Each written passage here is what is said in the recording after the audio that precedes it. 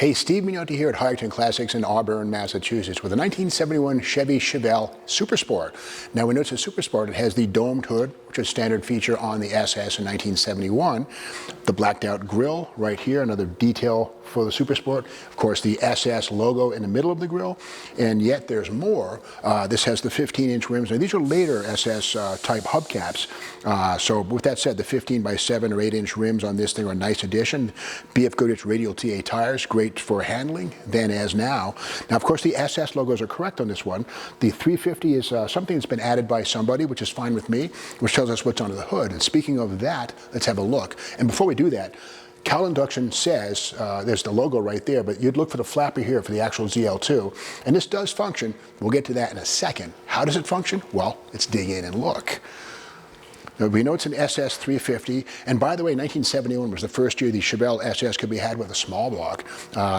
Before that, it was 396 or 454 only. As the emissions thing and the insurance thing really kicked in for 71, small blocks made sense, like this when it was new. It's a convertible, which is a very cool thing. Next to last year for a Chevelle convertible, 73, it went away altogether with the colonnade body. So back to the hood. Let's open it and find out what this engine looks like.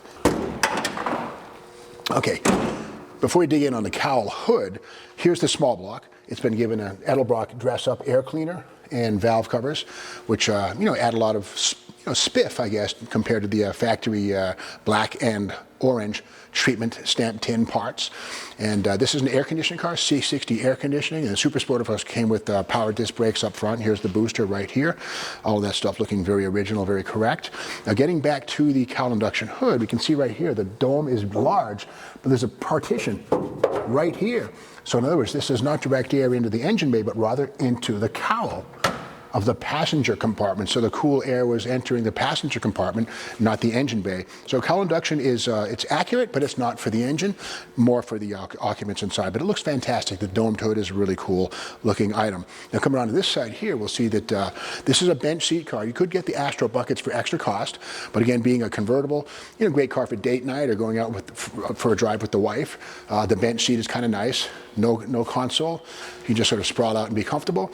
This does have the Super Sport round pod instrument panel with a 5,000 RPM tachometer, which means, yes, it's definitely a 350 car, or was, or is, and automatic shifter on the column.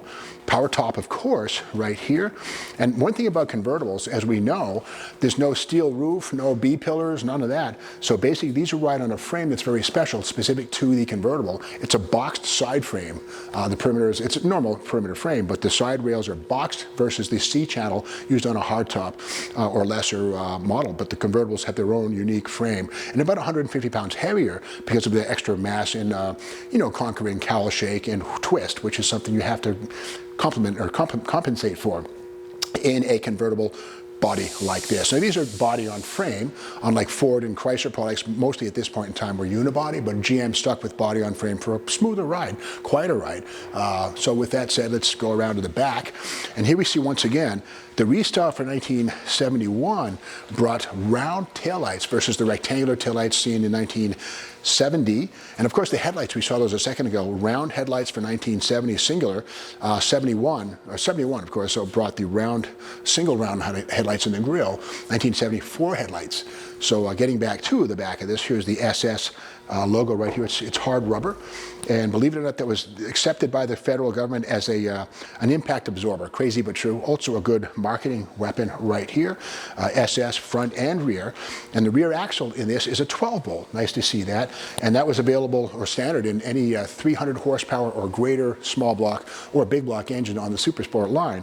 So again, it's nice to see the 12-bolt rear axle under the tail of this Super Sport 71 Chevelle convertible.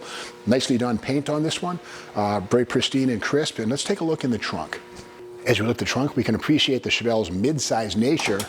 Massive trunk right here for carrying lots of groceries or luggage if you're going on a trip.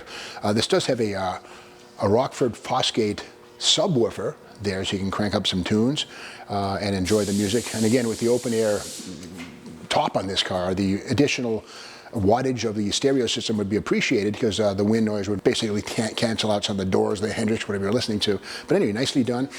Body colored paint underneath the trunk, nicely matched. And of course the trunk floor is Zolatone as it should be, all the way around, nice and crisp. And again, this is a convertible, so it's got a very different Dutchman and package tray in the back, of course, because it has to make room for the folding top stack. And again, a nice example right here of a nicely detailed 1971 Chevelle Super Sport convertible. To see more about this car, go to the High-Octane Classics website and check out the photo gallery.